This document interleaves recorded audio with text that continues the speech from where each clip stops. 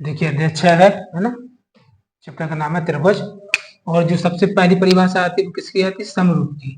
ठीक है, तो समरूप वह आकृति कहलाती है जिनके आकार यानी शेप कैसे समान हो परंतु आमाप अलग अलग हो। उसकी आमाप है ना वो कैसी होनी चाहिए? अलग अलग होनी चाहिए। तो उसको क्या बोलेंगे हम लोग? समरूप आकृति।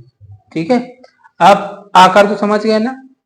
ठीक है, आकार मतलब जैसे जे है एक, ठीक, लेकिन देखो एक जे आकार है इसका मतलब शेप हो, इसी के टाइप एक छोटा से ले लेते हैं हम। ठीक है, उसकी बनावट है ना वो कैसी है? एक जैसी है, लेकिन जो उसका साइज है वो कैसा है? अलग अलग है। तो उसको क्या बोलेंगे हम लोग? समरूप आकृति बोलेंगे। जैसे दो बाटल ले लो, एक बड़ी बाटल बिस्लरी की, एक छोटी वाली। ठीक है, लेकिन उसको बनने का जो तरीका है वो तो एक जैसा है। अब वो जो साइज है ना वो अलग अलग है, एक छोटी है एक बड़ी है। जैसे हम यहाँ पे त्रिभुज बना दें, जैसे एक त्रिभुज बना, ये बड़ा बना, जी कैसा बना? छोटा बना। ठीक है, तो जो इसकी शेप है वो तो एक जैसा है, लेकिन जो साइज है ना आम आप वो कैसा है? अलग अलग है। तो इसको क्या बोलेंगे हम लोग? समरूप आकृति। अब किसी भी जैसे देखो कोई भी वृत्त होते, ये वृत्त बना बड़ा, एक क्या बना? छोटा। ठीक है, तो जो वृत्त होते वो क्या होते? समरूप होते। कोई भी वर्ग होते वो क्या होते? समरूप होते। ठीक है, अब देखो यदि कोई दो त्रिभुज है उनको समरूप होना तो उनके लिए क्या होना चाहिए? उनकी शर्तें होती, देखो कोई भी दो त्रिभुज समरूप तब होंगे यदि उनके संगत कोण बराबर हो तथा उनकी संगत भुजाएं क्या हो? एक ही अनुपात में हो। तो उसको क्या बोलेंगे हम लोग कि वो समरूप हैं। कोई भी दो त्रिभुज समरूप कब होंगे? यदि उनके कोण कैसे हो?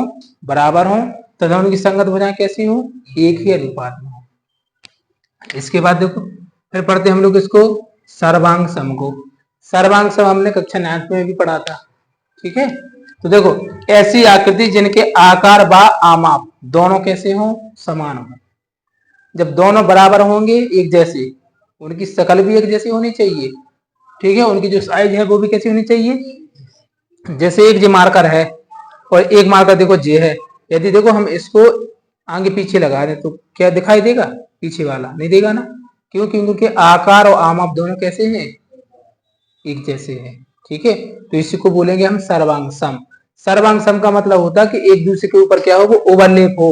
ओवरलेप यानी एक दूसरे को छुपा लें, वो क्या करें? एक दूसरे को छुपा लें, तो उसको क्या बोलेंगे हम? सर्वांग सम। ठीक, जैसे यदि हम जो दो बाटल ले लें, देखो जी, ठीक है, अभी यदि इसको एक दूसरे के पीछे लगाएं तो दिखाई नहीं देगी, है ना। तो ये है दोनों क्या है? समरूप, सॉरी सर्वांग सम। क्या है? सर्वांग सम। ठीक है, क्योंकि इनके देखो आकार भी एक जैसे हैं। ठीक है, और जो आमाप है वो भी एक जैसी है। आकार आमाप दोनों जिसकी एक जैसी हो उसको हम क्या बोलते हैं? उसको बोलते हैं सर्वांग सम। अब देखो ये बात याद रखना, सभी सर्वांग सम आकृतियां समरूप होती हैं, ये तो फिक्स है, लेकिन समरूप आकृति सर्वांग सम नहीं हो सकती, ये याद रखना। जैसे जो आकृति सर्वांग सम है वो समरूप तो हो सकती है, लेकिन कोई आकृति यदि समरूप है तो वो सर्वांग सम नहीं हो सकती, ये जरूरी नहीं है। ठीक है, याद रखना कि वो एक नंबर में पूछ लेता है विकल्प में या खालिस्तान में। ठीक है, तो इसको नोट कर लो जी वाला। ठीक।